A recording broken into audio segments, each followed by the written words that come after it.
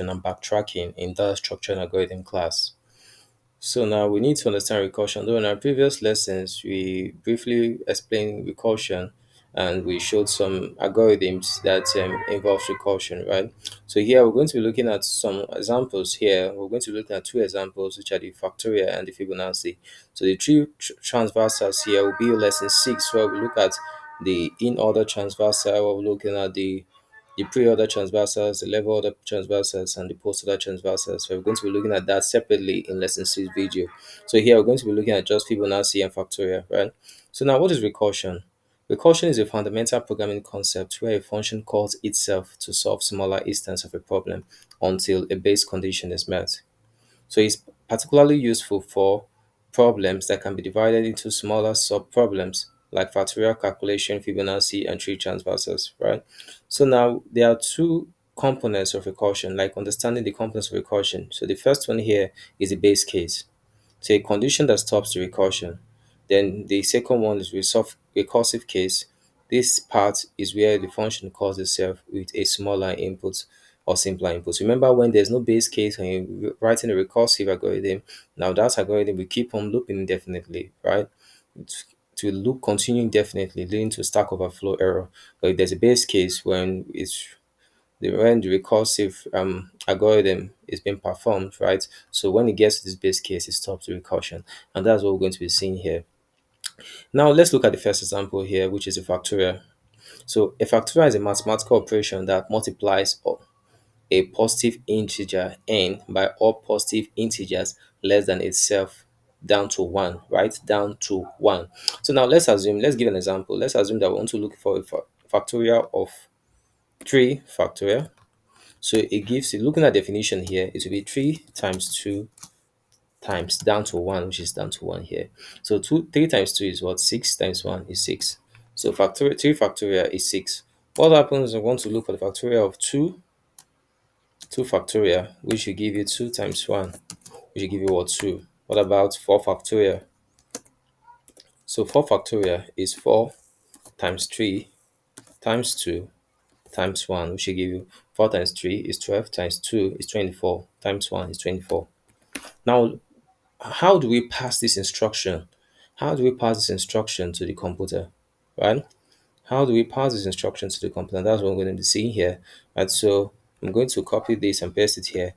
Here, I will write an algorithm on how to perform the recursive algorithm and how to pass the instruction for a computer to be able to calculate this factorial. So what I will do now, I have a function, right? I have a function, let's call it factorial. Now this function we have, this is a parenthesis. So this function we have a parameter which I will call n. So this is a variable, right? So it's a parameter within this function here, right? So now we have to define the base case so that when the factorial gets to the base case, it stops the recursion. So now if n is equal to 0, right?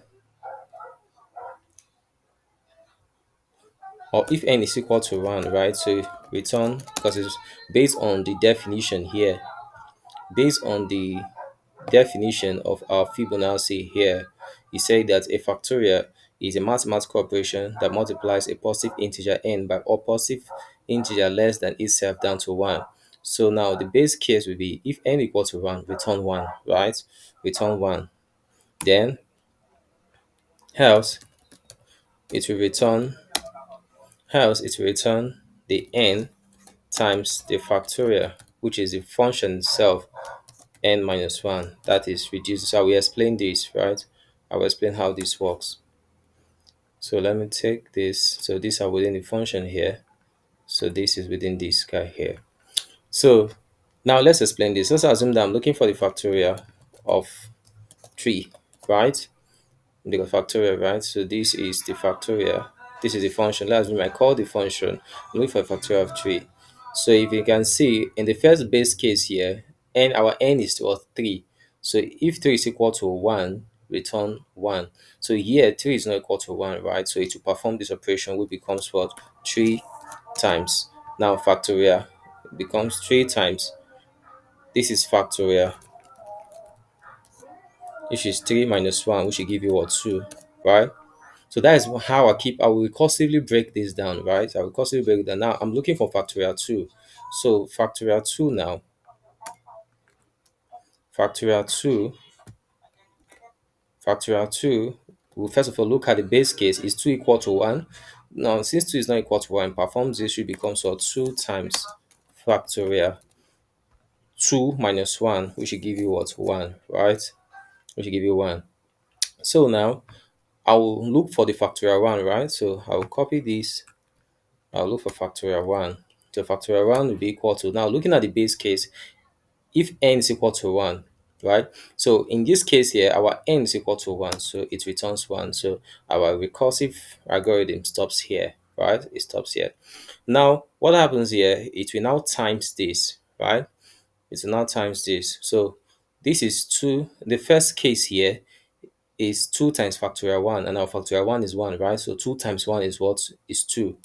So looking at, to get factorial 3, to get factorial 3 is now be equal to, now the first one here, 2 times factorial 1 is what? Is 2. Is 2, right? Now we're in factorial 3. Factorial 3 is 3 times factorial 2. And factorial 2 is already 2, right? Factorial 2 is already 2. So it will now be 3 times 2, which will give you what? 6. Now you see how it is it, right? So if you are doing our math, if you are doing mathematically, which is 3 factorial is 3 times 2 times 1, which will give you 6, right? Which will give you 6. So you can see. So you can see that for you to get factorial 3, this is how the computer calculates it. Computer knows that factorial 1 is 1, right? And factorial 2 is 2 times factorial 1 will give you what? 2, right?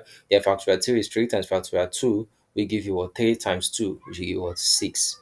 Now that is how this algorithm operates. You can see what happens, right? So you can see that algorithm is very, very simple. Now you can understand how the recursive algorithm works, right? So let's look at another example. Let's look at the Fibonacci example. Okay, let me copy. Okay, let's look at the. Okay, let me delete this. So let's look at Fibonacci. Now the Fibonacci sequence is a type series where each number is the sum of two that precedes it. So it starts from 0 and 1 usually. So the Fibonacci sequence is given by 0, 1, 1, 2, 3, 5, 8, 13, 21, 34, 55, 8, 9, and so on and so forth. So these numbers are in Fibonacci sequence and also called Fibonacci numbers. So let's do an example so that you can easily understand what I'm trying to say. So, okay, so example 2. So this is Fibonacci sequence, right? So now let's assume that we have an algorithm called the Fibonacci, right? So this is n. So if n is equal to 0, so this is the base case we're trying to define here. If n is equal to 0, return this.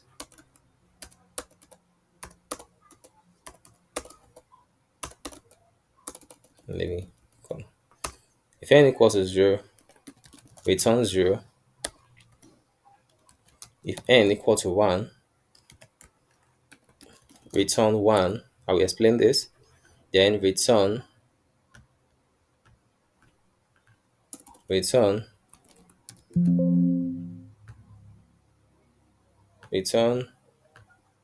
Fibonacci. So it's calling itself. So the function is calling itself. So return Fibonacci, this plus Fibonacci n minus 2. So now let's explain this. Let me do it well. So this is within the function. So return this, at the end return this. So now let's explain how this algorithm works, right? So let's assume that I'm trying to look for the Fibonacci of 4. Right. So looking at the base case here, so if n is equal to 0, which our n here is 4, so 4 is not equal to 0, right? So it's not returning 0. Now, in this second row here, 4 is not equal to 1, so it's not returning 1 yet, right? So we look at the last one. So we are returning Fibonacci. We are returning the Fibonacci.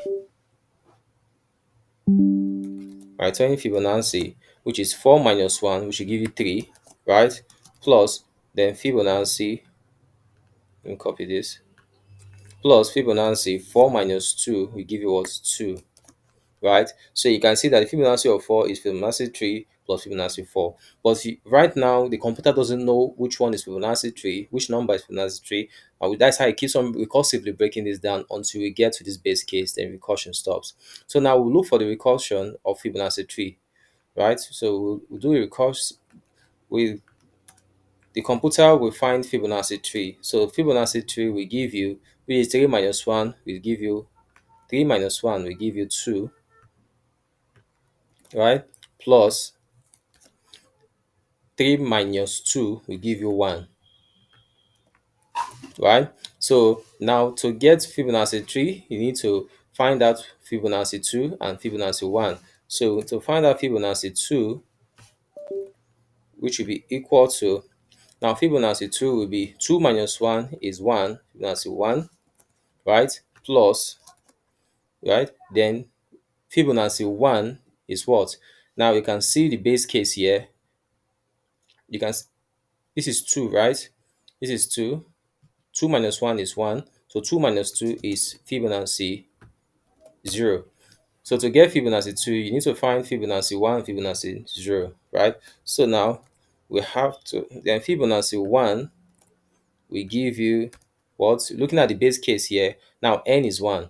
So if n is equal to 0, return 0, but this case n is 1. So if n is equal to 1, return 1. So n is returning 1, right? So we are not done yet. We need to find the recurse. We need, because the recursion has not stopped yet because we have not found Fibonacci 0. So it keeps on going. So we are in Fibonacci 0 now.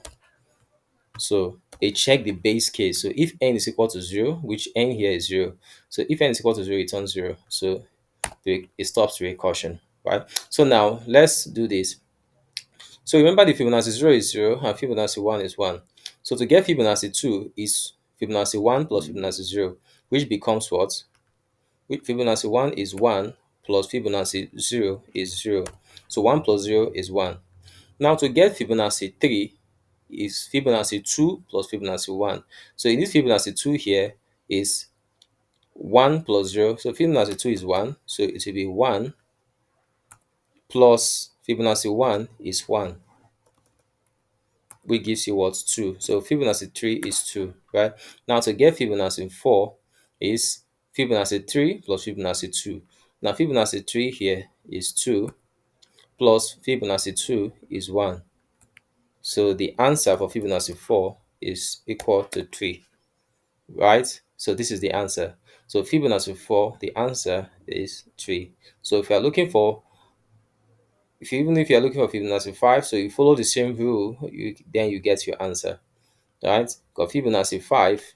If you are looking for Fibonacci 5, so Fibonacci 5 will become, Fibonacci 5 will now become Fibonacci 4 plus Fibonacci 3. And Fibonacci 4 here is 3 plus Fibonacci 3 is 2. The answer will be what? 5, right? So if you are looking for Fibonacci 6, you are looking for Fibonacci 6, so Fibonacci 6 will be Fibonacci 5 plus Fibonacci 4. And Fibonacci 5 here is 5 plus Fibonacci 4 here is 3. So the answer will be what? 8. So that's how it does that, right? Until you get to Fibonacci n. So that's how computer calculates it, right? So this is the instruction passed to the computer. So any n number you passed in here, this is how the computer calculates it and then returns the answer for you. That is how it's done. Remember, computer is dummy. So you as a developer, you as a computing scientist, you are the one responsible to pass the instruction to the computer. Remember, if you're passing wrong instruction to computer, computer will give you wrong answer. But if you're passing the right instruction to the computer, computer will give you the right answer. So if you have any question, in the next video, we're going to be looking at backtracking. What we'll look at, we'll give just one example, which is the n-queen problem.